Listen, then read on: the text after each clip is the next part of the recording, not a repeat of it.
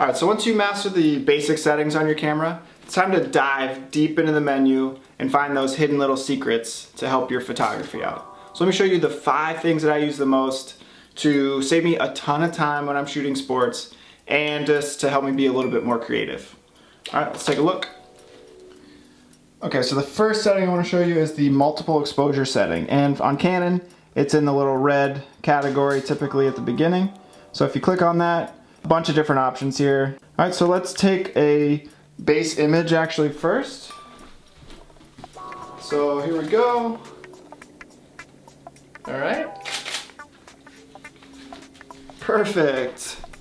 Alright, take a picture of myself. Now, if we go back here, go to continuous shooting, what we can do is select an image, it must be raw, to use as our first image. So I'm going to select that one, so now whatever image I take next is going to overlay with that one. And if you actually hit the live view button, you can see the overlay happen. So let's take a little picture of this mini palm tree. And boom, double exposure of a little palm tree in my head. Alright, let's move on to the next tip. Next tip is the highlight alert. I always like to have this on, and you may have noticed it in the last image where this black and white blinking is the highlight alert. Now I do this because it shows me what's being overexposed. During the game I'm tagging images in camera to save me time, and I'll show you that in the next tip. I'm constantly sort of looking at the back of my screen and I can just see, oh, it's really blown out. I need to change my settings quickly without having to look at a histogram, because when you're shooting outside in the sun, the screen may not look as bright to you, so you may not notice that it's overexposed. So having it blink for me and telling me it's overexposed is just going to allow me to see it quickly, and I can adjust the settings quick and not miss any action.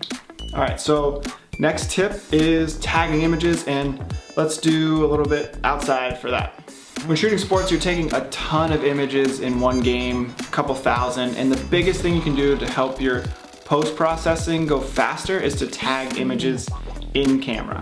And that just means between plays, during timeouts, things like that. You're looking at your camera, you're looking at what you took, and you're finding the images that you want to edit. Out of that 14 image sequence, you can find 1 or 2 maybe photos that you want to use. You tag them, and then when you get to your computer later, I'll show you on Photo Mechanic, you can sort those out real quick, and that way you're not sorting through 2,000 images at the end of the game or halftime, whatever it is. You're just looking at 50 to 100 maybe. If I put them into Photo Mechanic, I go up here, I can sort by the locked images, and it'll only show me those ones that I've tagged in the camera. I can drag those over, and obviously for this, it's only a couple images, it's not really saving me that much time, but I'll shoot ultimate tournaments and I'll shoot 5,000 photos in one day, and I don't want to have to click through 5,000 images. I can hit a couple clicks and get it down to 200 images that from there I'll select 50 that I'm going to edit. Alright, next tip is just back button focus. I've mentioned this before. I have another video on how to set this up.